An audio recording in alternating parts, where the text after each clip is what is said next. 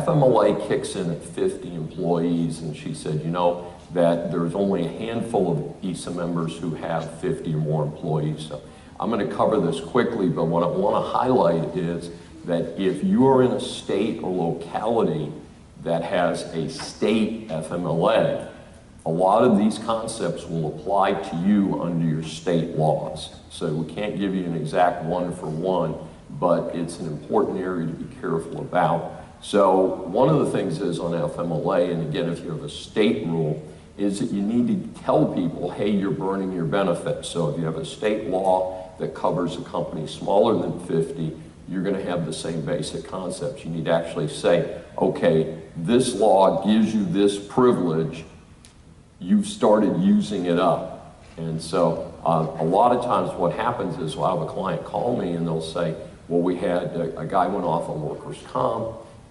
It looks like he's going to be off for a long time, and we want to cut off his health insurance, which you can do legally at the end of 12 weeks. And I said, well, when did you give them their FMLA notice? And they said, oh, blah, blah, blah, blah. We haven't given them their notice yet. I'm like, well, you haven't started the 12-week cycle, so you have not started the 12-week countdown until you take them off health insurance. You say, well, you know, what's behind that? Well, what we ran into is we've had a handful of clients, including some ESA members, who have had these folks out on workers' comp, thought it was a fairly minor injury, and they're out forever.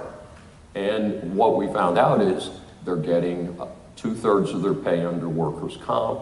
They're getting their health insurance still continuing, even though they have to make their contribution to it. And there wasn't a lot of pressure for these folks to come back to work.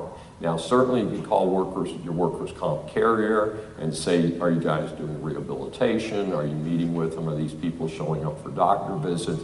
There's certainly a lot of other things that you can do to try and get this rocking and rolling again. But what we found is if you follow these FMLA guidelines basically, and at the end, and if you're not covered by FMLA, it's whatever your company policy is, maybe 4 weeks, maybe 8 weeks, but at some point you say, hey, look, we still love you, you're still entitled to come back to work, but we don't provide health insurance indefinitely to people who aren't showing up for work every day. And we found that taking them out of health insurance tended to be a tremendous incentive where people magically got better and showed up for work again. So just a little tip inside this one. But one of the things to caution you about, also tied in with this slide, is when you have people who are out due to a non-work related injury, depending again on your policy or under FMLA, if it's at FMLA, it's at the end of 12 weeks, you can cut that person off the payroll, and then they have to reapply when they come back to work. Remember, 12 weeks is a long period of time. Very, very few people with modern medicine are out more than that. If they're out more than that, there's a good chance they're under some type of disability. They're not going to become able to come back full on, and maybe not at all. So that's why we look at these things. And again, companies that are under the 50 employees follow either state law or follow their own policy. Most of my clients are usually 4 to 8 weeks. The person's out that long, they're sent a Dear John letter, you know, we appreciate it when you're cleared by your doctor, come back to work. We usually give them a notice, say if you're close, get your doctor note and we'll look at work hardening, we'll work at some way of getting you back into the job. But if you're not, we'll catch you, you know, reapply when you're cleared to return to work. So that's, I know it sounds like hard love, but again, my job as an employer advocate is to protect your assets, is to not have you spending a lot of money on health insurance on people who are not coming to work every day.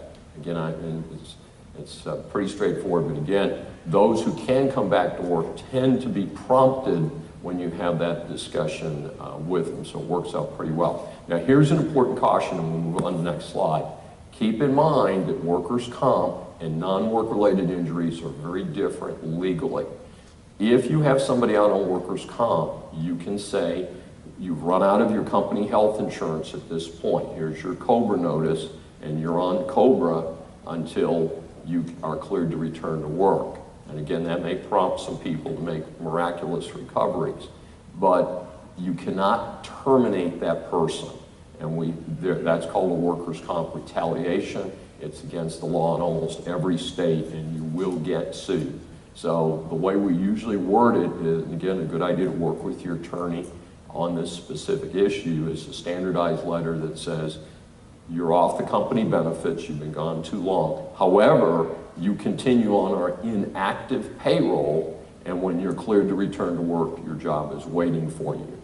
So it's a big difference between workers' comp and non-work related, okay? And again, please be careful about your state laws.